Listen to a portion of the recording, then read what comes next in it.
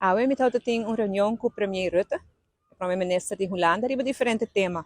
Sempre importante agora como bem Holanda para reunir com ele para tocar temas relevantes.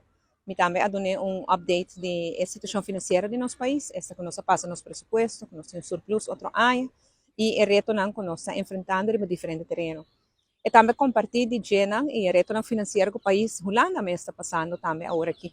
A parte de ser nosso papel riba é a oportunidade que nós temos junto, projeto que nós por fazer junto e de uma Holanda por ajudar nós. E claro, nós toca tema também de repago de débito que nós temos na Holanda devido à Covid. Na pressa nós 916 milhões de 5 milhões de euros. E para outubro outro ano, nós temos uma palabração riba suma aí se nós temos que pagar full back ou não, como nós temos que pagar back em quanto tempo. Essa é uma coisa que nós vamos deliberar com o BZK, com o secretário de Estado, o senhor Alexander Van Huffelen, pero llama com o toque tema também com o Premier Rutte. Nós visitamos uma boa reunião, ele mostrou muito interesse em desenvolvimento na Aruba, riba tema de energia, riba tema de gasto no governo, riba tema de desenvolvimento econômico e possibilidade econômica e com Holanda por ajuda. Uma boa reunião, que dá mais fé e confiança que nós vamos lograr e meta importante para Aruba em anos.